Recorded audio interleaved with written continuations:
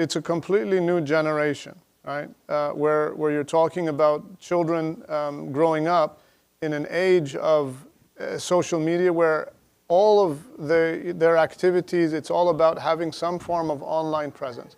Instagram, TikTok, Facebook, right? We can't even keep track of all the different social media platforms, Snapchat, right? And how they work, right? But nonetheless, we still need to maintain some level of monitoring and vigilance for our children. And one of the ways to do that, and especially from those who are a young age, I mean, when you're talking about 8-year-olds having phones, right? That's something that it can be extremely dangerous in terms of if that is something that is like they have an open-ended, unlimited time on devices. And what that can contribute to is having antisocial behavior. You think that, you know, being online is like they'll have presence in terms of social media. So you think that, oh, it's good for their social. No, it's not.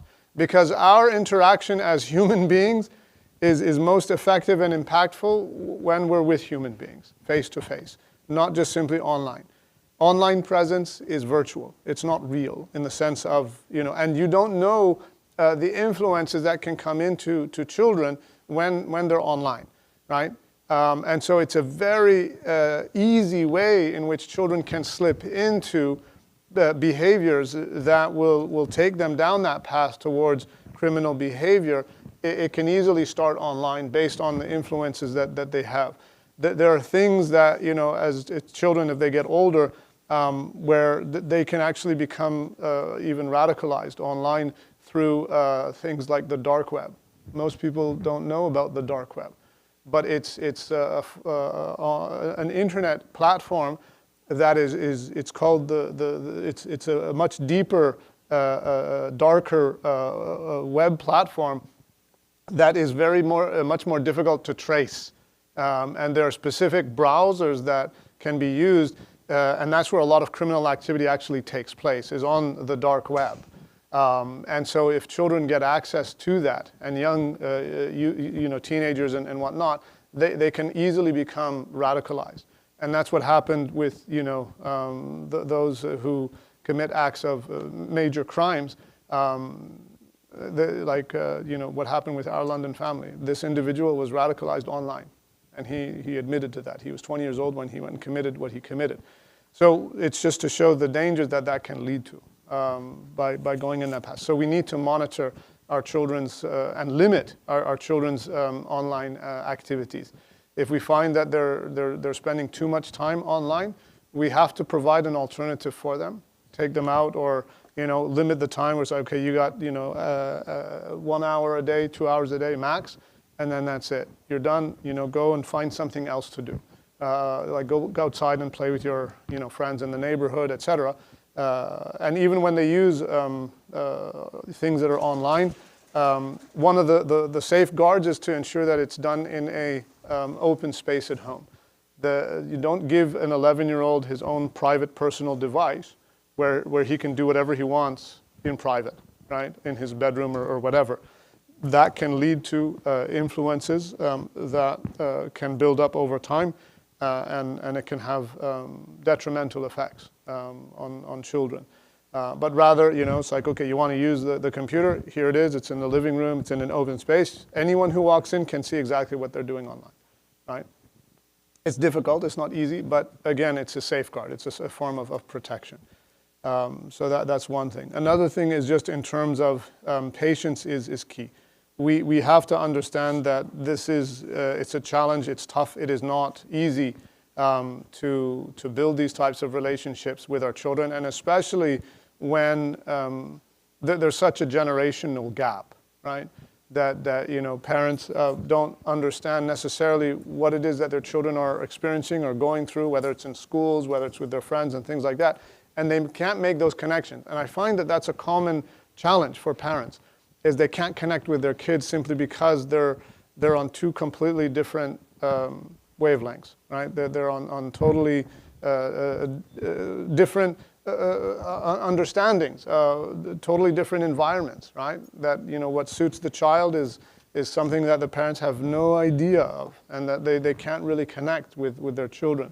But that's why it's so important that we start when they're very young. At a young age is to build that relationship with them in that regard.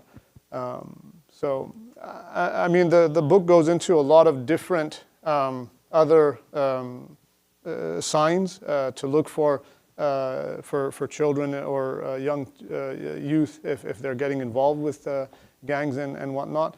But we just simply don't have the time to kind of go through them. Another thing to look for is in terms of their dress. Something as simple as if they start like wearing baggy clothes that are sagging. This is something that, you know, adapting like gangster style of dress, sometimes referred to as sagging and bagging. So drooping, oversized pants, bandanas, certain sports logos, color, like if they start wearing, you know, a lot of blue or a lot of red, and that's all they're wearing, right? Those are the two major colors of the major gangs in the States, the Bloods and the Crips, that they wear, right? Crips will predominantly wear blue, and then Blood will predominantly wear red.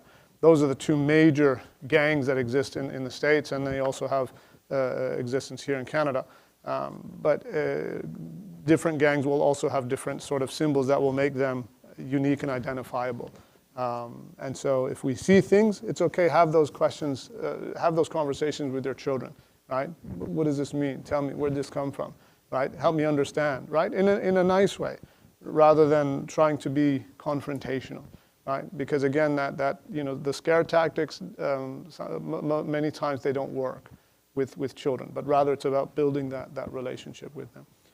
So I'll leave it at that, inshallah. And if you have any questions, we have both, you know, Sergeant Zabian as well as Constable Wilson, that they're here. And if you have any questions that you'd like to ask, we can start with that now, just until the others they come back in, and we'll continue with the Q&A, inshallah.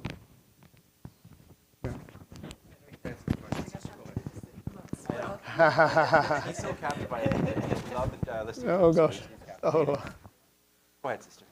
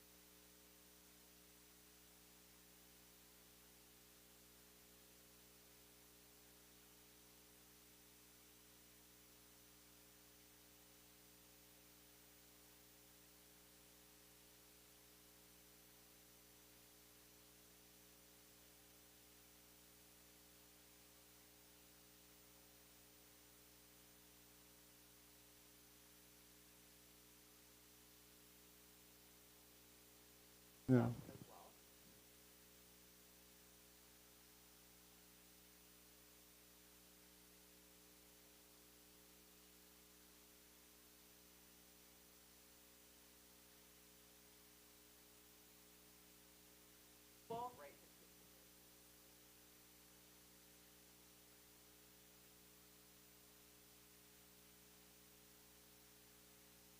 I don't know. Yeah, it is. It's live stream.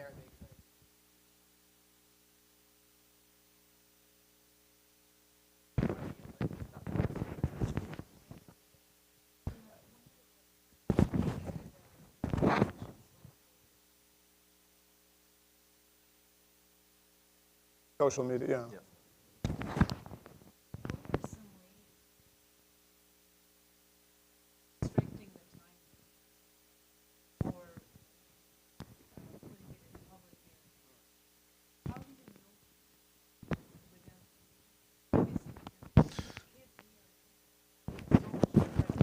Okay, so I have to be very clear about this. Children, I think, that are under the age of 14, they don't have privacy when it comes online. They should not be given privacy. Right. And then, even then, I mean, we have to, when we're talking about monitoring, it means that, where it's like, okay, if I go to my child that's 10, 15, or 12 years old and I say, can I see your phone? They should have no qualms about, but my privacy, and I say, I give you privileges. This is not a right. This is a privilege, and I want to ensure that that you're safe, and it's about the care and it's the concern. But that is something though that we get used to. The way that children try to deal with us is that, but I have rights. Absolutely, you have rights. But when it comes to like privacy and these types of things, we have to be very clear to say, okay, no, but there are a lot of predators out there, and it's about keeping you safe, right? And so if you have something that you want to hide from me, then why you want to hide it? What's going on there? Let's have that conversation, right? And if they're so concerned about that, because we have to have sometimes these difficult conversations with our children, it's like, okay, what exactly is it that you have to hide that you have an issue with me saying? What's the concern with that? Let's talk about that, right? Because if that's the, and they get used to that, and then the parents also have their children used to that, where they can just do whatever, and then, okay, yeah, my parents will never know or find out, then it can have consequences that can come about from that afterwards. So this idea of, children have a privacy. Yes, you have privacy. I'm not going to, come into your room when you're dressing or something like that, or you come into the bathroom when you're in there. That's privacy. But when it comes to online, you don't have privacy. I'm sorry. As a parent, you don't have privacy. And I will second that. Just from the parental lens, thank you. From the parental lens, up until 16, you're that child's guardian. You are responsible for that child that's in your care and custody. So it's important. Cell phones, parent, we know you're paying for that cell phone essentially, probably, especially if the child's under 16, good chance you're paying their cell phone. So that's essentially your property. I tell my own son, that's my cell phone, I'm going to allow you to use it. So I know his location, I know what he's doing, where he is at all times. That's, as a parent, I'm doing that because just like the Imam said, in these times, there's so many problems and challenges that our youth are facing, and you have to be in the know. You have to be aware. So it's very important. I know it's difficult. It's not easy, but you have to have that conversation with your child or your youth and explain that to them. Because if you don't at an early age, and they get into that bad group, that bad crowd, then it's going to get much more difficult, and that's where the problems are going to arise. And you need to be aware of their group. And it was already mentioned, but you have to know that social group, their friend group, because their friends is who they're going to act like and they're going to be. So it's very important to keep track of that.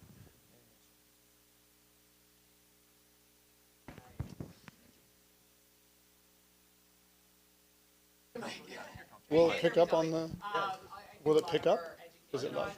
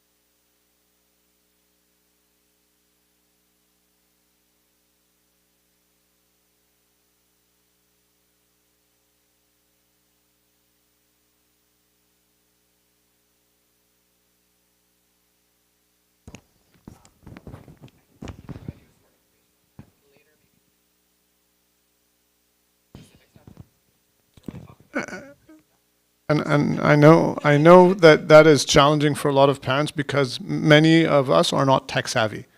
right? And to be able to kind of understand, how to go through a lot of the social media and things like that. It's like, okay, I don't know how to Snapchat and what that does, and the streaks and all that. I hear my kids talk about it, but to be able to sort of go and do a deeper dig into that. A lot of times we just don't have we're not tech savvy. We don't understand. But it is something though that we would have to sort of explore further in order to ensure that those safeguards are in place, and that includes some of these programs, or there's like Net Nanny or whatever. I think that's old. That's like my generation. But there'll be a lot of different programs, like Windows Security, family accounts, and things like that, where you can actually monitor all of their online activities. So it's like, okay, you can use this, but it's connected to the family account, and I have access to anything and everything that you go through. I will see that, right? So those softwares do exist, and we just have to become more acquainted with them.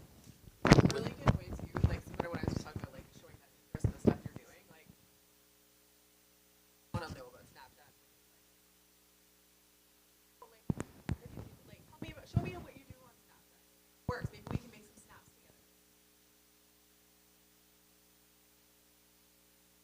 When you care about something that makes you.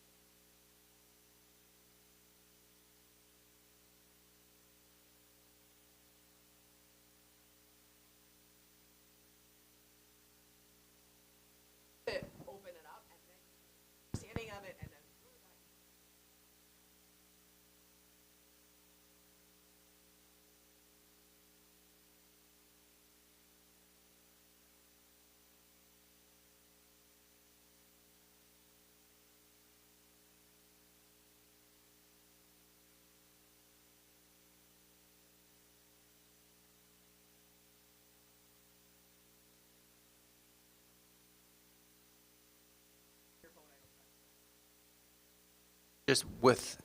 Just to add what the Imam said there, I'm a big believer in safety, even before privacy. When we're here for youth gangs, but you have to remember there's other forms. There's human trafficking. There's so many dangers and people trying to lure your child. And now with technology, it starts online.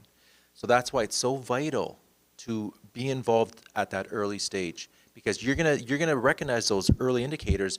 Somebody's trying to lure my daughter, my son, my child, whatever it may be, and that's why it's important. I know as a parent it's very challenging to do, but we need to for the safety of our children, because there's so many.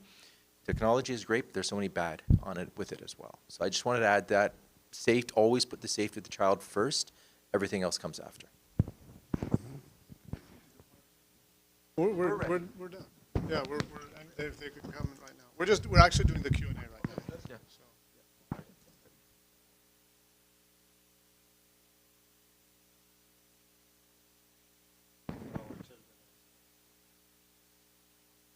So ironically, I worked in high schools. She worked in high schools. I purposely said earlier that grade 8, grade 9 phase, that's where, as a high school resource, what we both did prior, that's where your child is going to face a lot of the challenges. That grade 9, grade 10 years, if they're going to get exposed to the drugs, they're going to exposed to the violence, the gangs, the sexuality, the other bad stuff there, right? That's where it starts. The schools do the best that they can, but those dangers are still there. And I'm not going to get into the weapons. If you want to touch on that, I'm not going to talk about the weapons or the violence, but that's where it's so important as a parent to be involved. Grade 9, how's your day first day? What's going on? Are they getting bullied? Are they what's going on? You have to take that active role to just talk, communicate. So you'll hear and you'll know. Go ahead. Sorry.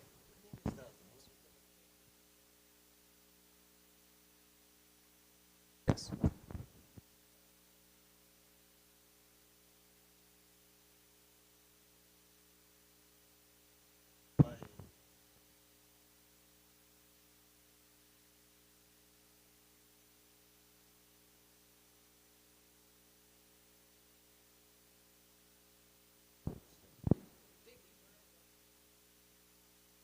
ask your kids' friends then, if your kid's not going to tell you.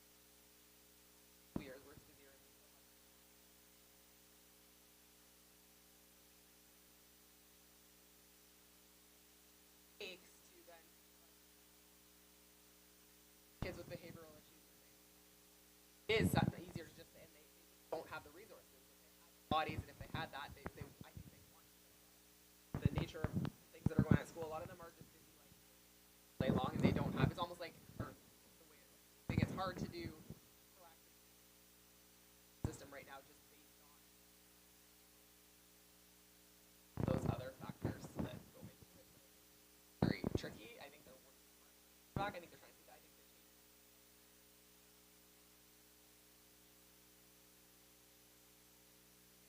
from like control, but like some are a bit more invested in having, again, I'm not using the term control, like being the leader of their school and having respect in that, and others are maybe not as invested.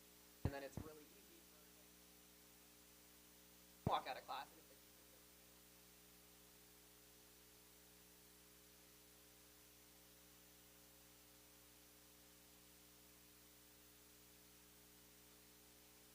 cool. So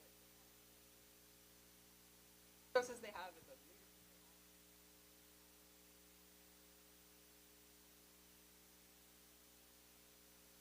I'm very hopeful that some shifts will happen.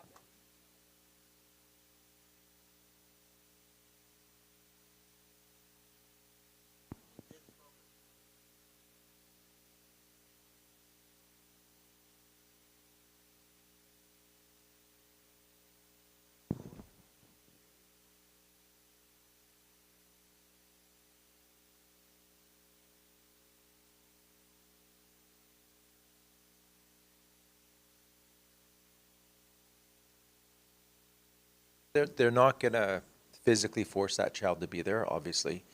And there's rules and policies that they have and guidelines that they have to follow. To your earlier point, if you mentioned possible bullying, you got to address that with the principals, the guidance counselors, the teachers right away, right? As soon as something, and that's something we would always have that earlier intervention. If you recognize an early problem with your child or anyone's child, you have to address it right at the start, like right away, before it it blows up in something worse. As for like someone who's skipping class, leaving, or saying they're going to school and they're not at school, maybe is that kind of what you're getting at? They are at school.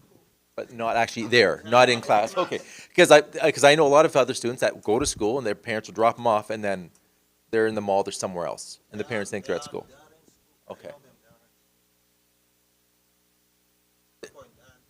You have to follow up with the process. Follow up with the principal or the vice principal that's in charge or dealing with those students, and just tell them you want to see results. Explain that to them. What's happening? How are we going to help the situation?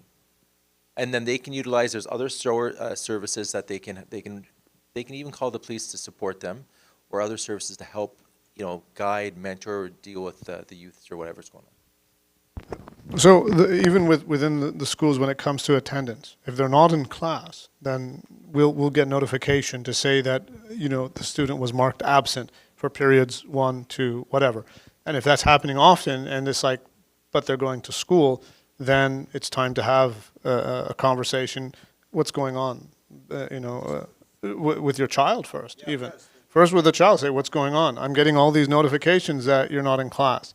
Tell me, is everything okay, and what's happening? And I'm concerned. I have genuine concerns for, this has now become a pattern of behavior. It's not like a one-off. And if they're reluctant, they don't want to talk, et cetera, then we take it up to the next level where it's just like, okay, trying to be able to understand who's also doing that. Are there others influencing them? And then, what's that? Can't get them to his friend. Well. Friends or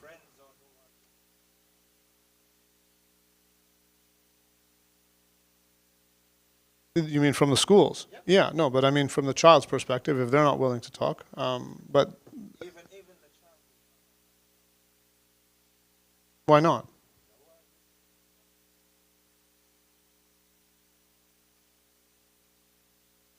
Uh-huh. That's weird. We can talk more about that in depth, but yeah, we'll talk more about that in depth. Was there? I thought another hand up there.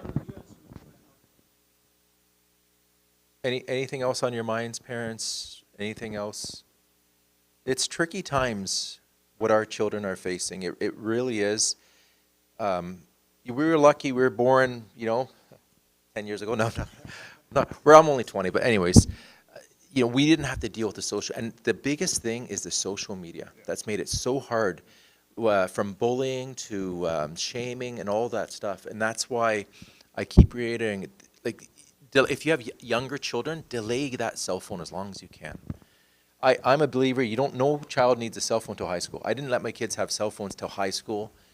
Okay, you need a ride, you're done, this and that. Because once they get it, and it's an addiction, I'm sure you're aware by now, the cell phones, the games, it is an addiction.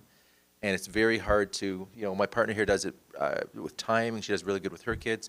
I know other families have a big challenge with the timing, and they'll let them have a cell phone or an iPad for 10 hours a day. Try to see how hard it is to pull that away from them, right? They're going to be kicking and screaming and crying. So just utilize your resources around you, right? Schools, with the schools, there's a lot of other support services that can help with the school. And just something I learned working in the high schools. You may not have anybody, for example, a parent may not have good communication relations with their youth, with their child. But there's someone in that school that does. It could be a coach, it could be a teacher, it could be a mentor, there's a social worker, and they're telling them everything. So reach out to that person and say, hey, is my son or daughter okay? What's happening? I'm noticing a change at home. Something's happening. And usually they'll explain, yeah, you need to kind of keep an eye on this, or they'll give you some detail about the situation. Anything else on your minds?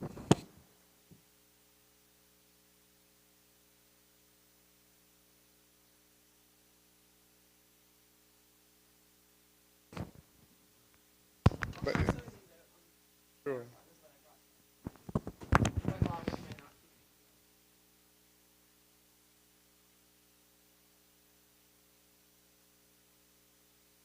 Oh, charging pads.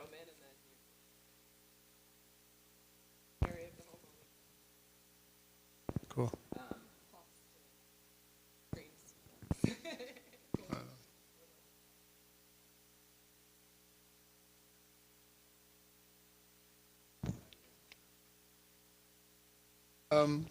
But stop the live stream just pause it, and then because I'm not sure what's going on the other side.